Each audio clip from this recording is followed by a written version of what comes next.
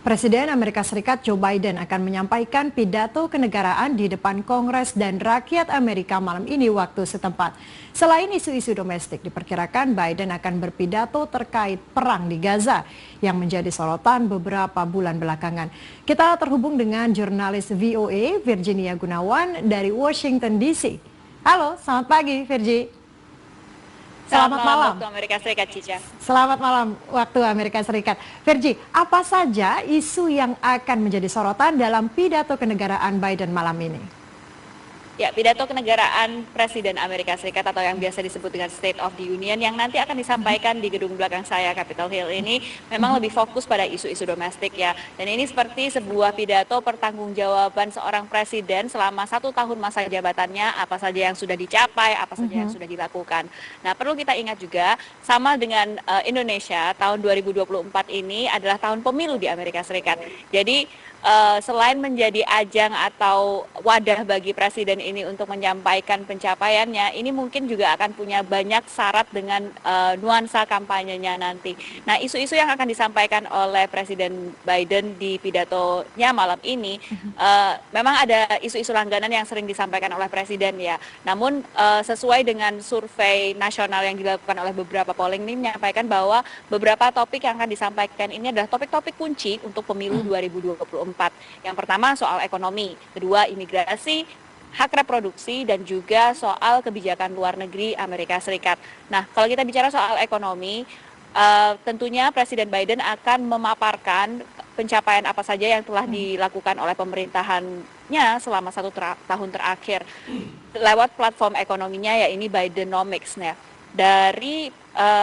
Dari beberapa laporan yang sudah disampaikan oleh pemerintahnya, ini menyatakan bahwa pemerintahannya itu berhasil menyediakan lapangan pekerjaan, menciptakan lapangan pekerjaan, lalu juga menurunkan angka inflasi dari yang sempat mencapai titik tertinggi selama 40 tahun terakhir, dan juga terkait dengan tingginya harga saham Amerika Serikat saat ini. Namun yang perlu kita cermati juga adalah bagaimana reaksi dari warga sendiri terhadap ekonomi Amerika Serikat. Ya. Kalau dilihat dari survei nasional yang dicatat oleh beberapa badan polling di Amerika Serikat ini menunjukkan adanya ketidakpuasan warga Amerika Serikat, terutama dengan tingginya biaya hidup di Amerika Serikat. Yang kedua soal imigrasi. Imigrasi ini adalah topik yang tiba-tiba jadi salah satu topik yang sangat penting bagi warga Amerika Serikat menurut survei Gallup sejak tahun 2019.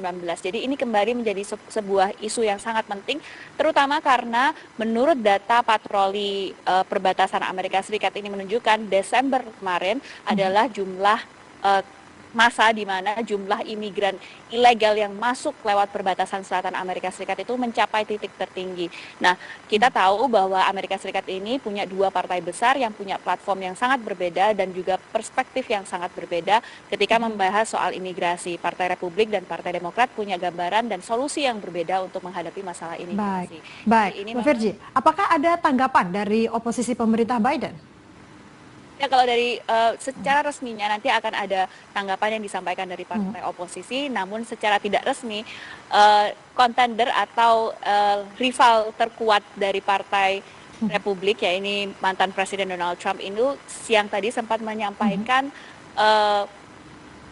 pidato tantangan terhadap Presiden petahana Joe Biden ini terkait soal isu imigrasi. Jadi memang ini sebuah hal yang sebelumnya belum pernah terjadi, karena itu tadi syarat dengan nuansa politik dan kampanye yang akan terjadi pada pemilu 2024 mendatang. Cica. Ya, sementara ini kan isu konflik di Gaza ini menjadi sorotan. Kira-kira apa solusi pemerintah Joe Biden terhadap konflik di Gaza? Ya, ini yang tadi ingin saya sampaikan sebenarnya dalam pidato kenegaraan yang akan disampaikan malam nanti. Dari informasi yang didapatkan oleh VOA lewat Departemen Pertahanan Amerika Serikat ini menyampaikan bahwa Presiden Biden nanti malam akan mengumumkan usaha militer Amerika Serikat untuk membangun pelabuhan temporary atau sementara di luar Gaza yang akan digunakan untuk menyalurkan bantuan kemanusiaan ke Gaza, sehingga ini akan jadi pelabuhan sementara yang akan menyalurkan bantuan itu tanpa intervensi dari Israel dan Mesir. Rencananya pembangunan ini akan berlangsung selama 30 sampai 60 hari ke depan dan akan dilakukan di area laut. Jadi tidak melakukan atau tidak menurunkan militer atau pasukan militer Amerika Serikat ke Gaza. Baik, Verji, apa keuntungan pidato Presiden Joe Biden terhadap hubungan bilateral dengan negara lain, khususnya dengan Indonesia? Yang kita perlu perhatikan mungkin yang isu domestik tidak terlalu signifikan bagi Indonesia ya. Tapi kalau kita bicara soal ekonomi, tentunya itu punya dampak yang signifikan terhadap Indonesia. Kita tahu Amerika dengan Bidenomics-nya ini punya inisiatif terhadap green energy atau energi terbarukan dan transisi untuk energi yang lebih bersih di Amerika Serikat. Dan kita tahu Indonesia punya cadangan nikel terbesar di dunia sehingga punya kontribusi yang bisa diberikan kepada Amerika Serikat ini lewat memproduksi baterai bagi mobil listrik misalnya. Kalau misalnya ke depannya Presiden Biden dan pemerintahan Biden ini ingin terus bertransisi ke energi bersih, maka Indonesia mungkin akan bisa berdampak terhadap itu. Cica. Oke, bagaimana tanggapan warga Amerika Serikat sendiri terhadap pidato kenegaraan Joe Biden? Ya, pidato kenegaraan ini sebenarnya bukan sesuatu yang populer ya di Amerika. Sekitar tahun lalu itu hanya sekitar 28 juta yang nonton, sementara yang nonton Super Bowl itu 130 jutaan. Jadi ini memang bukan sesuatu yang populer.